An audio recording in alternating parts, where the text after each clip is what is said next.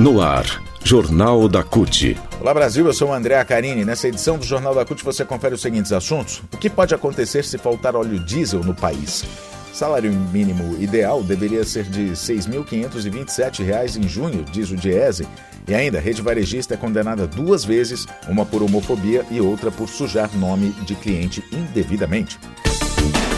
Rádio CUT. Aqui, a classe trabalhadora tem voz. Acesse pelo site www.cut.org.br. O Jornal da CUT começa falando sobre economia e em junho desse ano, os brasileiros que ganham o salário mínimo, R$ 1.212, precisaram trabalhar em média 121 horas e 26 minutos para adquirir os produtos da cesta básica. O estudo é do Departamento Intersindical de Estatísticas e Estudos Socioeconômicos, o DIEESE. No mês de junho, o salário mínimo ideal para a manutenção de uma família de 4 pessoas deveria equivaler a R$ 6.527,67, ou seja, 5,4 vezes mais do que o mínimo hoje, que é de R$ 1.212, segundo o Diese. A estimativa leva em consideração a determinação constitucional que estabelece que o salário mínimo deve ser suficiente para suprir as despesas de um trabalhador e de sua família com alimentação, moradia, saúde, educação, vestuário, higiene, transporte, lazer e previdência. O valor do salário mínimo ideal é calculado com base na cesta básica mais cara do país, que em junho foi a de São Paulo, R$ 777,01, de acordo com os dados da Pesquisa Nacional da Cesta Básica de Alimentos do DIEESE. A pesquisa, que é feita em 9 das 17 capitais brasileiras, constatou entre maio e junho as maiores altas na cesta básica, ocorreram no Nordeste. Nas cidades de Fortaleza, aumentou 4,5%, em Natal 4,3% e João Pessoa 3,3%. 8 cidades apresentaram reduções. As mais expressivas foram Porto Alegre, menos 1,9%, Curitiba, menos 1,7% e Florianópolis, menos 1,5%. Economia. Agora vamos falar sobre o que aconteceria com o país, no país, se faltasse óleo diesel. A Federação Única dos Petroleiros, a FUP, divulgou um vídeo nesta terça-feira, dessa semana, que alerta a população brasileira para os riscos de um desabastecimento. E se faltar óleo diesel no país, então? O que acontece? Os petroleiros vêm chamando a atenção para a ameaça desde o final de maio. Desde então, a Petrobras e o governo Bolsonaro pouco fizeram a esse respeito. Ao contrário, as políticas de privatização e de desmonte da estatal, da Petrobras, avançam. Agora, com o cenário externo adverso, em função da guerra da Ucrânia, o país pode ficar sem parte do diesel importado dos Estados Unidos. E a consequência? O preço dos combustíveis podem subir ainda mais O preço pode subir ainda mais num cenário de escassez.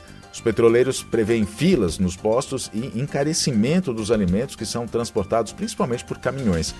De acordo com o coordenador-geral da FUP, o David Bacelar, o risco de desabastecimento de diesel no segundo semestre é mais do que real. A gestão da Petrobras, ele diz, confirmou essa possibilidade, mas infelizmente nada foi feito para inibir ou minimizar esse risco enorme. E o David ainda disse, uma coisa é certa, se faltar diesel, os preços vão subir. O vídeo, publicado pela Federação Única dos Petroleiros, pela FUP, fala um pouco disso, vamos ouvir. Já imaginou o que pode acontecer se tivermos uma crise de óleo diesel? Disparada nos preços dos combustíveis e dos alimentos, tudo mais caro. E filas enormes nos postos, igual tá na Argentina. Se a guerra da Rússia com a Ucrânia se prolongar, pode faltar diesel no nosso país. Os embargos econômicos aos russos devem aumentar a procura pelo diesel dos Estados Unidos, o principal fornecedor do Brasil. Hoje importamos entre 25% e 30% de diesel. Cerca de 80% desse volume vem dos americanos. E neste cenário, eles devem dar preferência ao comércio com os europeus e deixar o Brasil de mãos abanando. Como o diesel é o combustível mais usado no país, principalmente pelos veículos de carga, poderíamos enfrentar um verdadeiro caos. É aí que entra a irresponsabilidade de Bolsonaro. O Brasil é autossuficiente na produção de petróleo, mas não de refino. Se as refinarias projetadas no governo Lula tivessem sido concluídas, o Brasil teria hoje autossuficiência em refino e não dependeria do diesel estrangeiro. Mas Bolsonaro fez o oposto, não concluiu as obras e ainda colocou à venda 8 das 13 refinarias da Petrobras. Veja o caso da Relan, refinaria da Bahia, privatizada em 2021, vende o combustível mais caro do país. Não é isso que queremos para o Brasil. Por isso, precisamos barrar a privatização, retomar as obras paralisadas, mudar a atual política de de Preços, o PPI, e a Petrobras tem que voltar a ser responsável pelo abastecimento nacional. Só assim, afastamos o perigo de desabastecimento e garantimos preços mais justos ao povo brasileiro. Notícias. A Via Varejo, grupo que administra as Casas Bahia, foi condenada 2 vezes por danos morais pela Justiça e vai ter de pagar indenizações a trabalhadores.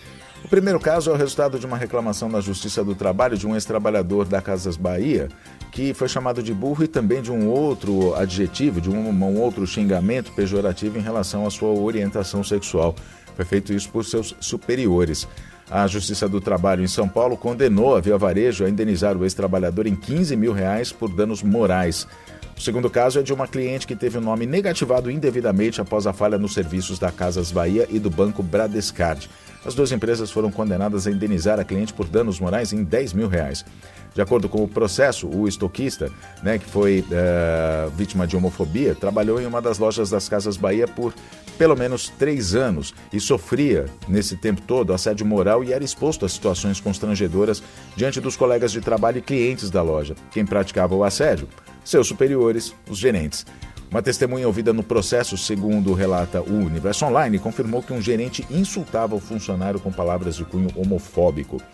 No caso da cliente que foi negativada pelas Casas Bahia, mesmo sem dever nada, ficou com o nome sujo, a sentença é da juíza Luciana Conte Puia, titular da 3ª Vara Civil do Foro de São José do Rio Preto, no interior de São Paulo, foi divulgada na semana passada pelo Conjur.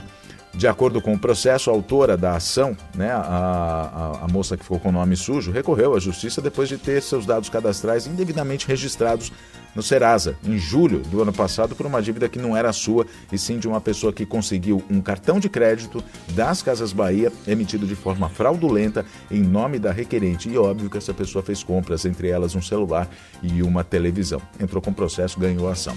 O Jornal da CUT fica por aqui. Obrigado pela sua companhia. Nos falamos na próxima edição. Até lá.